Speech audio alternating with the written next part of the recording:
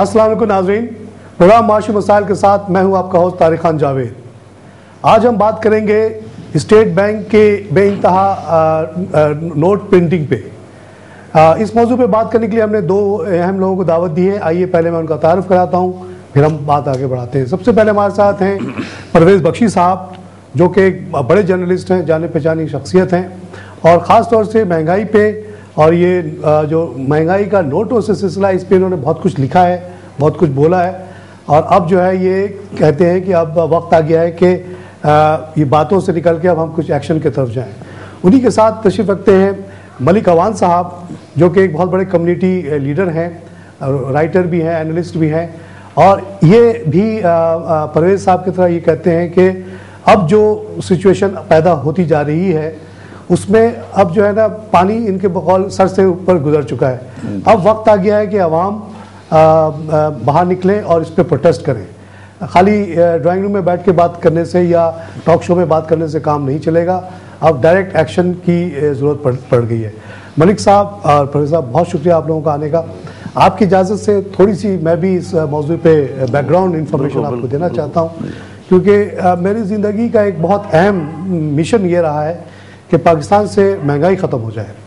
और इस सिलसिले में मैंने जो मास्टर्स की अपनी थीसिस लिखी थी, बहुत पहले की बात है, 78 में मैंने जब मास्टर्स किया था, उसमें जो मेरी मेन थीसिस थी वो इसी महंगाई पे थी। और उस पर मैंने ये कंप्यूटर डाटा के बेसिस पे, जो कि गवर्नमेंट के ही डाटा को एनालाइज किया गया था, इसको एक इकोनोमेट्रिक मॉडल कहते हैं, बहुत सारे फैक्टर्स को एनालाइज किया था। तो कंप्यूटर ने जो प्रिंट आउट निकाल के दिया उसमें हमें ये पता चला था कि इस मुल्क में महंगाई और नोट की तादाद का ताल्लुक बहुत ही करीब है। तकरीबन कोरिलेशन जिसको हम कहते हैं 80% कोरिलेशन है, यानी अगर आप नोट बढ़ाएंगे तो साथ साथ महंगाई बढ़ेगी। उससे पहले तक महंगाई को हमेशा तेल की कीमत से रिलेट किया जाता था कि तेल की कीमत बढ़ गई है इसलिए हमारा इससे कोई ताल्लुक नहीं, अरबों ने हम ये आपके साथ जुल्म किया हुआ है। मैंने ये साबित किया था कि पाकिस्तान में टोटल मनी सप्लाई, जब हम बहुत 72 की बात कर रहे हैं, जब पाकिस्तान एक था, बांग्लादेश अलग नहीं हुआ था, तो 14 बिलियन थी सिर्फ। और जब पाकिस्तान टूट गया, यानी आधी मईशत आपकी निकल गई या एक तिहाई निकल गई, तो नोट को कम नहीं किया गया, 14 बिलियन का 14 बिलियन ही रखा गया। तो ये इटसेल्फ एक इंक्रीज हुई। और अगले 2 साल में 73-74 में मजीद 8 बिलियन नोट ऐड किए गए इकॉनमी में, यानी 22 बिलियन नोट हो गए जहाँ पे होना चाहिए था शायद 9। इसकी वजह से 76 तक जो है तकरीबन 75 तक 150% इन्फ्लेशन हुआ। उस वक्त मेरा आर्टिकल डाउन में सेंट्रल आर्टिकल, लीडिंग आर्टिकल के तौर पे अपीयर हुआ, और उससे काफ़ी डैमेज हुई थी उस ज़माने की पीपल्स पार्टी की गवर्नमेंट, क्योंकि फिर अपोजिशन जो थी, इस्लामी ग्रुप्स वगैरह, उन्होंने इसको काफ़ी उछाला कि भाई ये महंगाई की वजह ये है। ये मेरा ताल्लुक़ रहा है। पाकिस्तान वापस आने के बाद फिर मैंने इस इशू पे आर्टिकल लिखा, और जो भी उस ज़माने में मुशर्रफ साहब हाकिम वक्त थे उनको भेजा, और उसको मैंने वार्न किया कि ये जो आपने सिलसिला चला दिया है महंगाई का, और आपके जो एडवाइज़र्स आपको एडवाइस दे रहे हैं कि थोड़ी सी महंगाई जो अच्छी होती है, ये बिल्कुल गलत है। और मैंने उनसे ये भी कहा कि अगर आप जब आए थे तो आपने कहा था कि जी नवाज़ शरीफ के दौर में 12% इन्फ्लेशन था, और 99 से लेके 2004 तक उन्होंने घटा के उसको 4% पे ले आए। उसका एक बहुत बड़ा बेनिफिट ये हुआ कि आपने देखा कि ज़बरदस्त कंज्यूमर लेंडिंग की रेट हुई, क्योंकि जब 4% पे इन्फ्लेशन आया तो 8% पे बैंकों ने कर्जा देना शुरू किया, क्योंकि डिपॉजिट पे 1-2% मिलता था। लोग बैंकर्स के लिए कॉस्ट ऑफ फंड जो था 2% हो गया, तो उन्होंने 8% पे लोन दे दिया। बेइंतहा लोगों ने लोन लिए, और लार्जेस्ट अमाउंट ऑफ लेंडिंग जो है ना कमर्शियल में हुई। मैंने कहा एक तरफ तो आपकी ये पॉलिसी थी। 2005 के बाद आपके जो इकोनॉमिक मैनेजर्स थे उन्होंने कहा कि नहीं जी 12% इन्फ्लेशन तो अच्छा है। इसका मतलब वो तैयारी कर रहे हैं बहुत ज़्यादा महंगाई करने की, आप इसको रोकें। नहीं रोकेंगे तो आपको नुकसान होगा आगे चलकर। इस पर मुझे इस्लामाबाद बुला के डाटा भी किया था कि आप ये ना छापें। मैंने बहरहाल वो छापा। मुझे जॉब की भी ऑफ़र हो गई फ़ौरन। मैंने कहा मुझे नहीं चाहिए जॉब, अल्लाह ने मुझे इतना दिया कि मैं खा पी के आज तक बोल रहा हूँ। तो ये है बैकग्राउंड मेरी ज़िंदगी का एक बहुत अहम मिशन है। और आप जैसे लोग अगर ये जो आप लोग बात कर रहे हैं, अगर इसमें आप शामिल होते हैं तो हम हो सकता है इस जद्दोजहद को अब रोड पे भी लेके जाएं। ये जो आप लोगों ने अभी बात की है, जो रिसेंट जो मामला इतना आगे बढ़ा है, वो ये है कि पहली दफ़ा स्टेट बैंक के गवर्नर ने इस बात को तस्लीम किया कि जो नोट का छापने का और महंगाई का क्या ताल्लुक है। उसने कहा बहुत बड़ा ताल्लुक है। दूसरी बात उसने कही कि पिछले 5 महीने में यानी जून 2010 से लेके अब तक 300 बिलियन नोट मजीद छपे हैं। इसका मतलब हो गया कि 2 बिलियन डेली। 2 बिलियन डेली का मतलब होता है कि अगर आप 170 मिलियन से उसको डिवाइड करें तो तकरीबन 11 रुपये कुछ पैसे हर पाकिस्तानी के पॉकेट से पिछले 5 महीने में डेली निकलता रहा है। आगे क्या होगा पता नहीं। इसीलिए ये आज का सेशन है और इस पर हम मज़ीद बात करेंगे। बख्शी साहब आपसे शुरू करता हूँ। पहले तो आप ये बताइए कि क्या आप इस बात को तस्लीम करते हैं दिल से और इंटेलेक्चुअली कि नोट छपने से महंगाई होती है, या इसके और वजूहात आपको ज़्यादा अपील करते हैं? ये तो 70s से ये हमारा अलमिया है। जब करेंसी जब जैसे आपने कहा मुल्क दौलत हुआ, हाँ 2 टुकड़े हो गए उसके, उसमें से जो उनका जो परसेंटेज था जो बांग्लादेश बना उसके हिसाब से हमें उनको पैसा देना था और हमने पैसा दिया उनको, मगर हमने अपने करेंसी का रेशो वही रखा। स्टेट बैंक ऑफ पाकिस्तान ने उतना ही रहा जितनी आपने फिगर दी है, 14 बिलियन। हाँ 14 बिलियन रहा, जिसकी वजह से मनी सर्कुलेशन ज़्यादा बढ़ गया। जब मनी सर्कुलेशन ज़्यादा होगा, करेंसी रूटेड ज़्यादा होगी, तो मैं और आप या और 3rd पर्सन वो बाइंग ज़्यादा करेंगे। जब बाइंग ज़्यादा होगी तो आपकी रिसोर्सेज बाइंग में चली जाएंगी। बैंक से जब आप जितनी भी बाइंग करें, अगर आप हम नोट छापते हैं उसके बिलेवद अगर आप मैंने पहले भी इस पहले प्रोग्राम में आपकी कहा था ये बात, एसेट्स जब तक आपके बैंक में नहीं रखे हुए होंगे करेंसी की वैल्यू नहीं होगी। खरीदार परचेजर इतना ज़्यादा इजी नहीं लेगा। आज का परचेजर और भुट्टो साहब के ज़माने से भी ये सिलसिला आज से नहीं है, इस 71 के बाद से हमारे यहाँ अजाब आ गया था। ये उस वक्त किसी ने भी किसी एक्सपर्ट्स ने इस बारे में कोई डिस्कस नहीं की।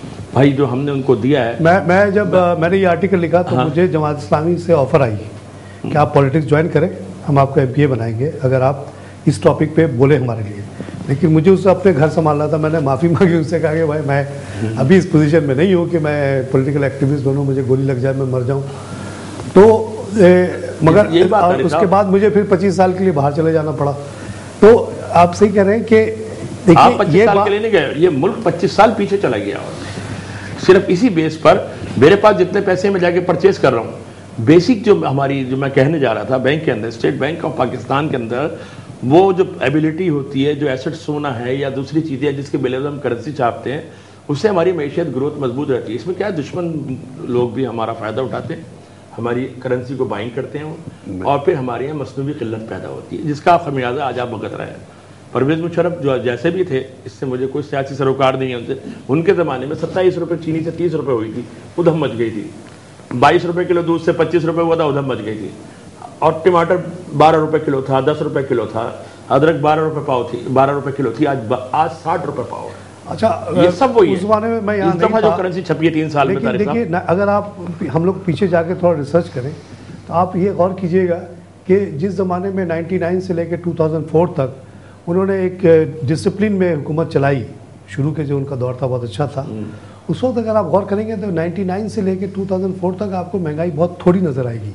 ये जो चीनी की कीमत, दूध की कीमत, हर चीज़ की। अच्छा, ये एक मसला ये नहीं है ना कि देखिए कोई एक चीज़ की शॉर्टेज हो जाती है, उसकी कीमत बढ़ जाती है, फिर अगले साल उसकी प्रोडक्शन बढ़ती है, वो नीचे आ जाती है। यही तेल को मैंने $6 पे भी बिकते देखा है और 140 पे भी गई। ये डिमांड सप्लाई पे डिपेंड करता है हर चीज़।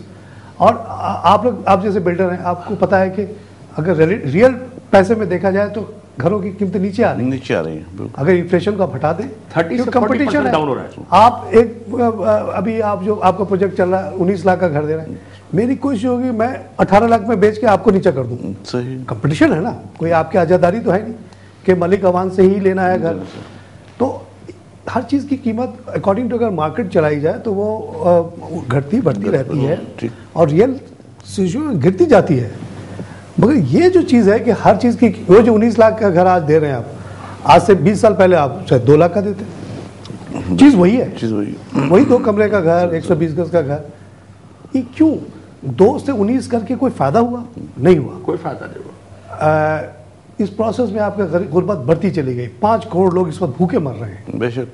अच्छा अवान साहब, आपने जो आपकी मैंने तकरीर दूसरी जगह आपके कम्युनिटी में सुनी थी, आप अपने लोगों से कह रहे हैं कि अब रोड पे निकलो, क्योंकि बहुत हो गया।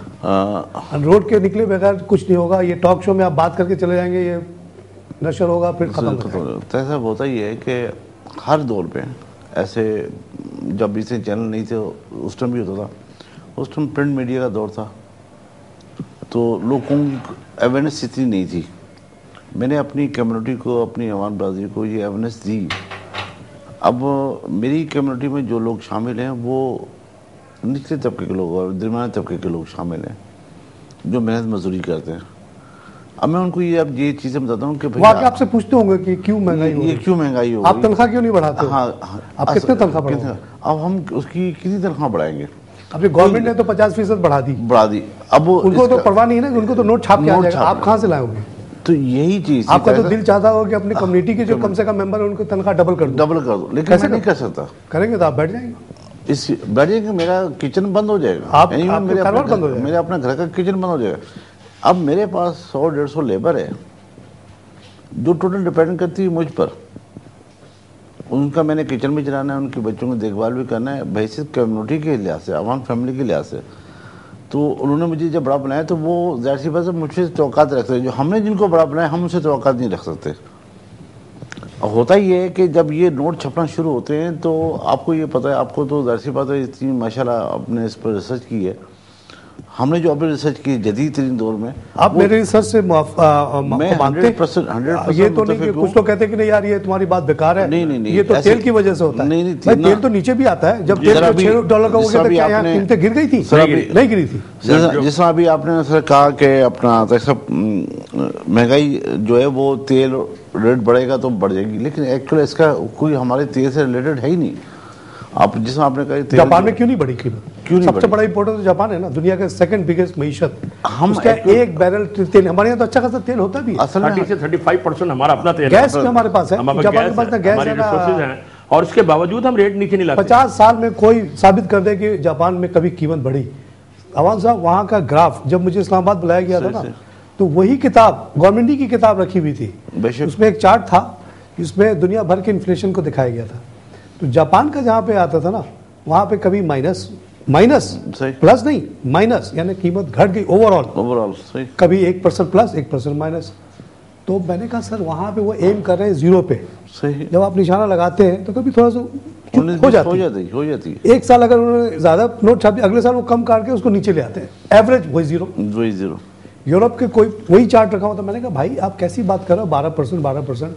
तो क्या जापान वाले बेवकूफ हैं, यूरोप वाले बेवकूफ हैं? आप ही एक अकलमंद बैठे हुए हो यहाँ पे मिनिस्ट्री ऑफ फाइनेंस में पाकिस्तान के, आप कह रहे हो कि 12% से बड़ा फायदा होता है। अगर ये होता तो सबसे पहले वो करते 12 के बजाय 24 कर देते, मगर नहीं होता। सवाए तबाही से कुछ नहीं होता ना। आपके बिजनेस देखिए, आप 2 लाख में भी जब घर बेचते थे तभी आपका मुनाफा वही था, अभी भी वही है। आपको क्या फर्क पड़ा? लेकिन अब पहले 2 लाख में तो कोई अफोर्ड कर सकता था घर, अब 19 लाख में कर नहीं पा रहे लोग। नहीं सर, अब ये देखें कि आपके हमारे अफोर्ड की बात नहीं, अब वो आपसे मुंसलिक आपकी फैमिली मेम्बर है। आप फॉर एग्जाम्पल आपकी फैमिली मेम्बर में 20 आदमी हैं, आपकी ज्वाइंट वेंचर फैमिली आपके 20 आदमी है। अब 11 रुपये 80 पैसे पर डे हमारे से डिडक्ट हो रहे हैं। वाई? अच्छा सर एक बात सुनिए ना, बात ये कि कोई अगर गुंडा बदमाश आके आपसे मांगे, हमें पता है कि ये गुंडा है, मैं उसी अगली दफा आप तैयारी करके बैठोगे ना। मैं इसी दफा आना चाह रहा था। अब हमसे डेली लूटा जा रहा है। हाँ, वो इनविजिबल लूटने वाले जो इनविजिबल नजर नहीं आ रहा है। हम उन लोगों को सामने लाना चाहते हैं कि वो जो हमको डेली लूट रहे, हमारा डेली खून निचोड़ रहे, मेरा नहीं, आपका नहीं, एवरीथिंग, सबका, फकीर भी उसका भी लूट रहे हैं। कि ये खून पीने वाले लोग आखिर हैं कौन?